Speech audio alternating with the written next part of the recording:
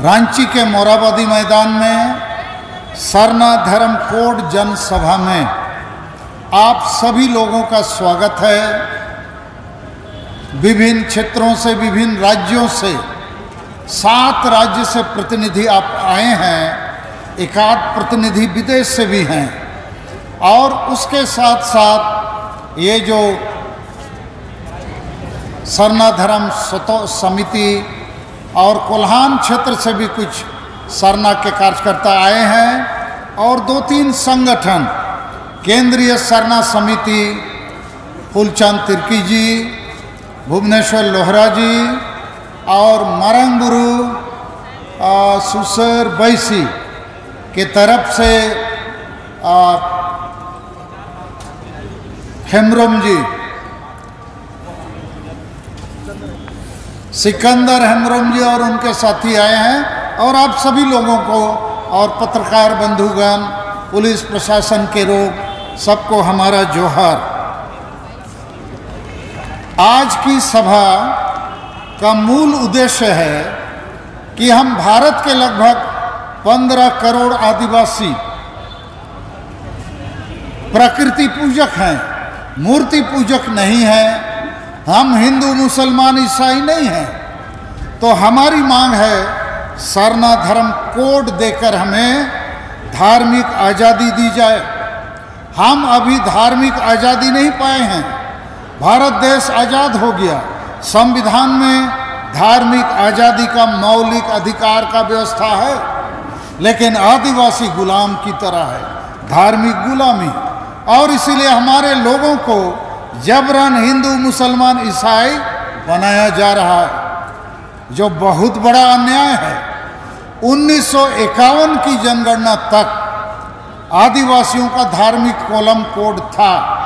कांग्रेस की सरकार आई, उसको हटा दिया, और अभी बीजेपी आरएसएस वाले लोग जबरन आदिवासी को हिंदू का ठप्पा लगाना चाहते हैं। अरे हम आदिवासी हिंदू नहीं हैं, कानूनन हिंदू नहीं हैं। Hindu marriage act 1955, Hindu succession act 1956 में आदिवासी शामिल नहीं है, और हम आदिवासियों का वर्ण व्यवस्था भी नहीं है। हम स्वर्ग नरक नहीं मानते हैं। तो हम आदिवासी बिल्कुल अलग हैं। हम प्रकृति को ही भगवान मानते हैं। बाकी सभी धर्म के लोग व्यक्ति केंद्रित भगवान को मानते हैं। हम प्रकृति केंद्रित भगवान को मानते हैं, क्योंकि प्रकृति ही हवा, पानी, धूप देता है, खाना देता है, दवा देता है, जीवन देता है। तो हम जब से प्रकृति का निर्माण हुआ है, जब से मानव बना है, हम प्रकृति के साथ हैं, अभी भी प्रकृति को प्यार करते हैं। तो सरना धर्म कोड की मान्यता प्रकृति धर्म की मान्यता है, और आज प्रकृति और पर्यावरण को बचाने की ज़रूरत है। इस पर बहुत हमला हो जाने से पूरा दुनिया में त्राहिमाम हो रहा है। तो ऐसे समय आज की इस जनसभा से हम खासकर भारत के महामहिम राष्ट्रपति द्रौपदी मुर्मू, जो हम लोगों के बीच में से हैं, उनको सारी चीज़ों की जानकारी है। हम उम्मीद करेंगे ये राष्ट्रपति का पद हम आदिवासियों के लिए एक काम का पद बने, केवल नाम का नहीं। और उसी प्रकार माननीय प्रधानमंत्री, जिन्होंने द्रौपदी मुर्मू को राष्ट्रपति के पद पर बैठाकर एक बड़ा ऐतिहासिक काम किया है, हम आदिवासियों को गौरवान्वित किया है। और बिरसा मुंडा, उसको भी राष्ट्रीय जनजाति गौरव दिवस के रूप में एक बहुत बड़ा राष्ट्रीय आइकॉन बनाया है। और अभी 15 नवंबर को बिरसा की जयंती पर बिरसा मुंडा के गांव उलीहतु आ रहे हैं। हमने प्रधानमंत्री जी को 28 अक्टूबर 2023 को पत्र लिख के अवगत किया है।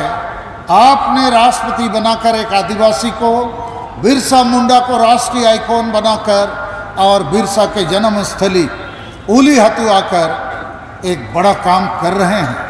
तो इस ऐतिहासिक दौरे में आप सरना धर्म कोड का घोषणा बिरसा के जन्मस्थली से कीजिए। यदि आप ऐसा नहीं करेंगे तो हम आदिवासी निराश होंगे। और हमें लगेगा आप हमको राष्ट्रपति बनाते हो, आप हमको राष्ट्रीय आइकॉन बनाते हो और आप हमारे उलिहते गांव आते हो, क्या केवल वोट के लिए आते हो या भारत के आदिवासियों को न्याय देने के लिए आते हो? क्योंकि भारत देश में हम आदिवासियों के लिए अनेक संवैधानिक और कानूनी प्रावधान हैं, दिए गए हैं, जो आज तक लागू नहीं हुआ।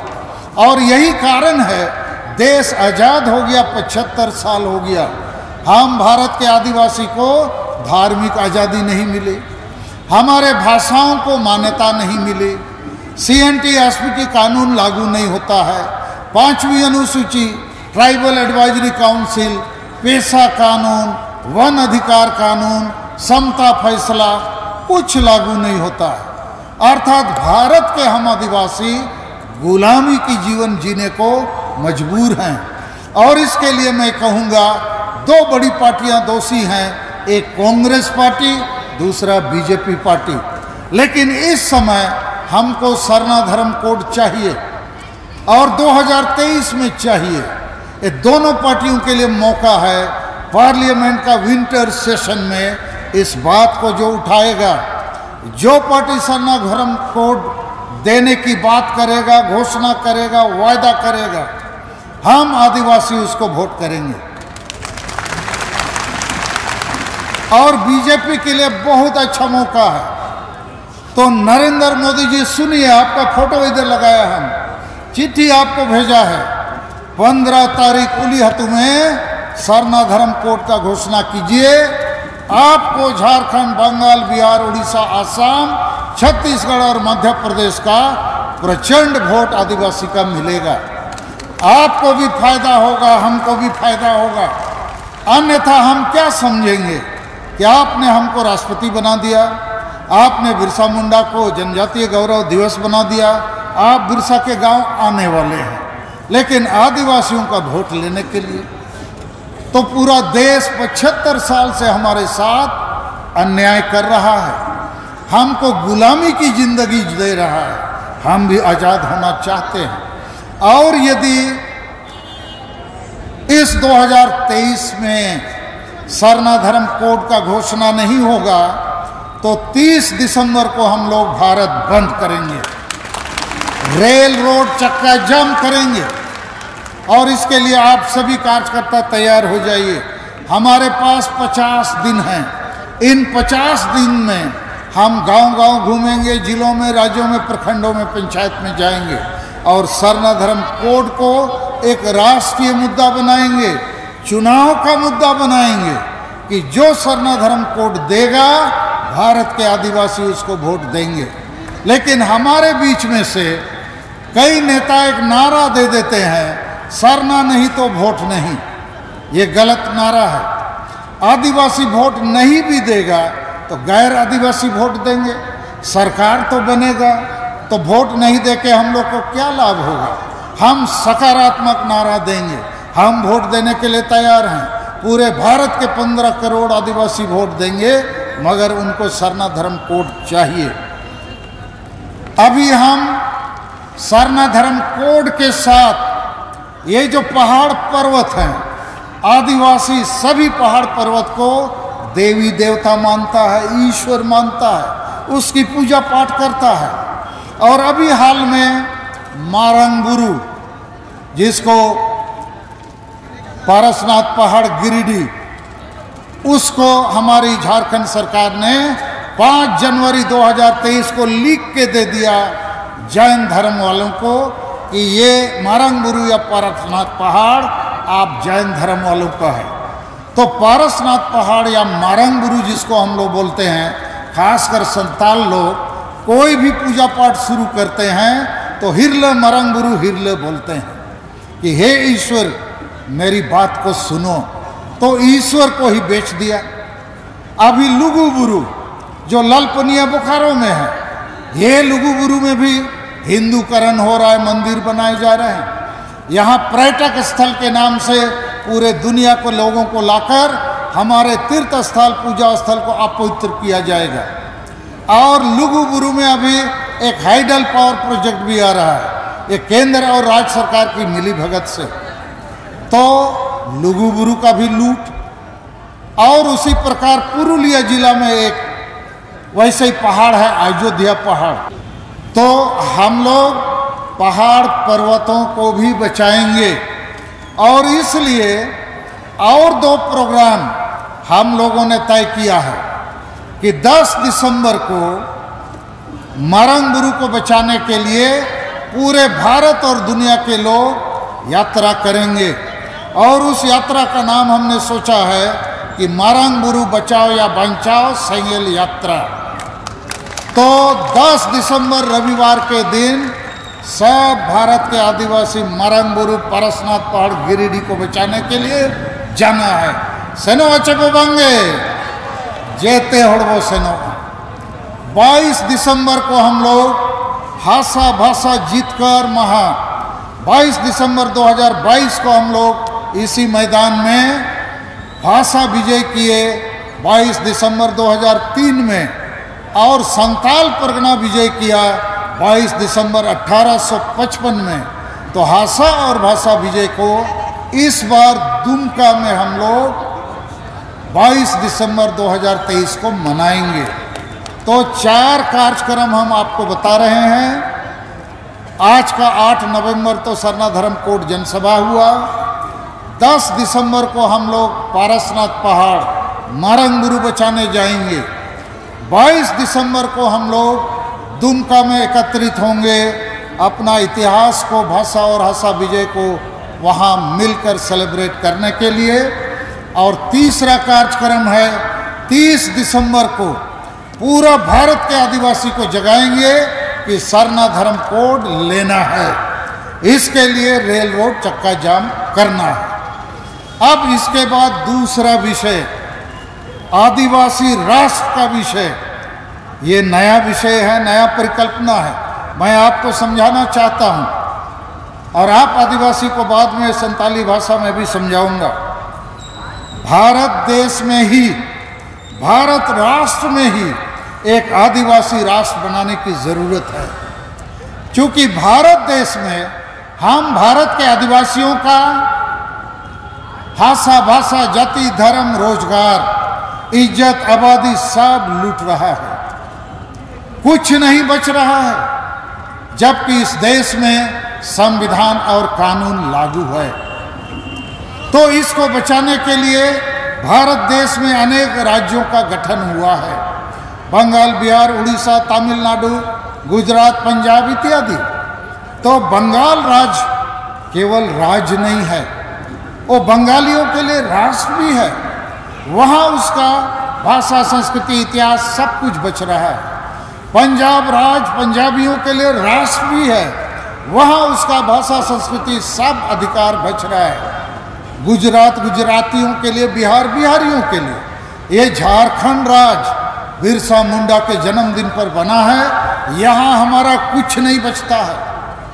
और बिरसा मुंडा, सिद्धू मुर्मू जैसे महान वीर शहीदों ने कहा था कि अब दिसोमरे अब राज, माने हमारे राज्य में हमारा सब चीज बचना चाहिए।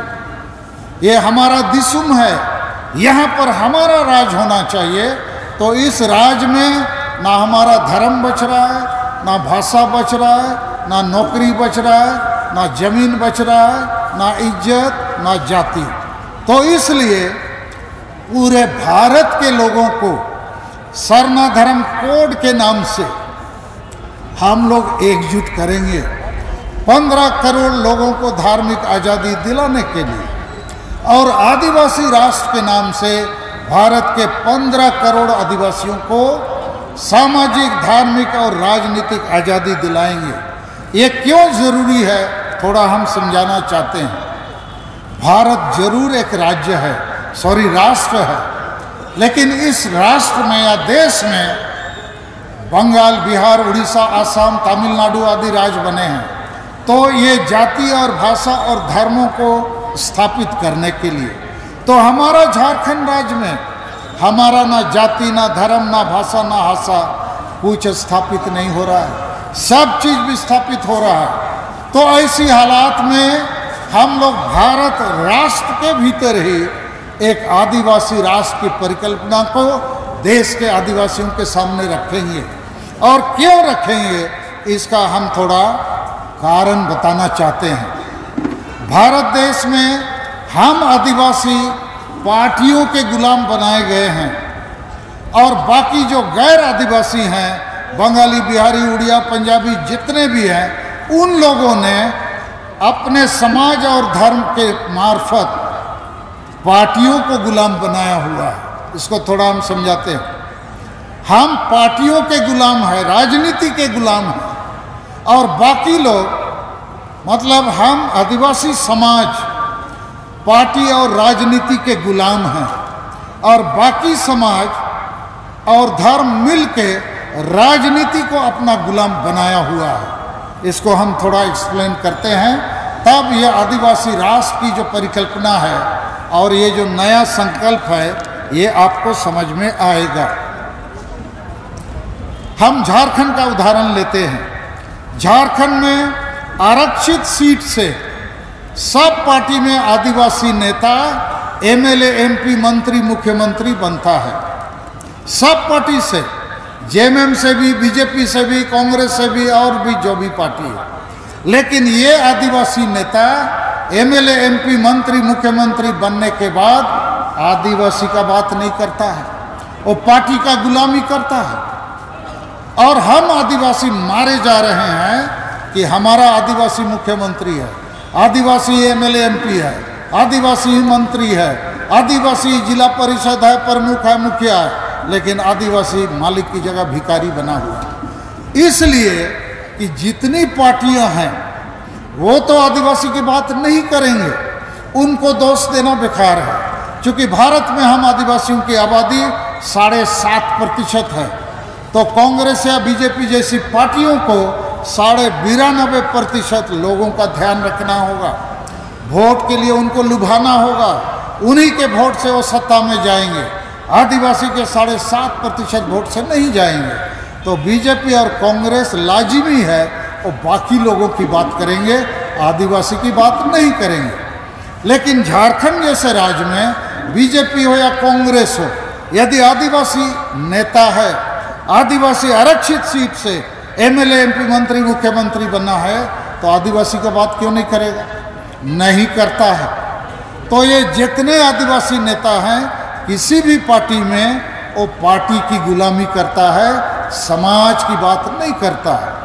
दूसरा मुश्किल, जितने आदिवासी संगठन हैं, सैकड़ों नहीं हजारों आदिवासी संगठन हैं, ये भी आदिवासी समाज की बात नहीं करते हैं। ये सामाजिक संगठन अपने को बताते हैं, लेकिन कोई ना कोई पार्टी, कोई ना कोई आदिवासी नेता का गुलामी खटते हैं, क्योंकि उनके पैसे से संगठन चलाते हैं। यही रांची के इर्द गिर्द 50 से 100 सरना संगठन हैं, ना एकजुट होकर आंदोलन करते हैं, ना साथ देते हैं, ना साथ लेते हैं। यहाँ भी आज ये तारीख तय हुआ था कि उरांव भाई लोग एक धर्म गुरु के नेतृत्व में यहाँ जमा होंगे। फैसला हो गया, घोषणा हो गया, धोखा दे दिया। तो यहाँ संताल आदिवासी हजारों किलोमीटर दूर से आए हैं, लेकिन मुंडा उरांव यहाँ नहीं है। रांची जिला में 10 लाख आदिवासी हैं, खूंटी जिला में 4 लाख आदिवासी हैं, लोहरदगा जिला में 2.5 लाख आदिवासी हैं। ये सब 1 लाख छोड़ के सब सरना है, यहाँ जमा हो जाते हैं। तो आज ही भारत सरकार बोल देता सरना धर्म कोड देंगे। तो मैं आपको थोड़ा समझा रहा हूँ क्यों मैं आदिवासी राष्ट्र की बात कर रहा हूँ। ये पॉलिटिकल पार्टी हमारे समाज को मदद नहीं करेंगे। धर्म मान्यता, भाषा मान्यता, जमीन मान्यता, नौकरी मान्यता नहीं देंगे। यहाँ तक कि एसटी का जो हमारा आरक्षण है वो भी लूटना चाहते हैं। तो इसके लिए हम सबसे ज़्यादा दोषी आदिवासी नेताओं को मानते हैं, जो आरक्षित सीट से एमएलए, एमपी ही नहीं, मुख्यमंत्री भी बनते हैं, बार बार बनते हैं। पिता पुत्र 5 बार मुख्यमंत्री बने।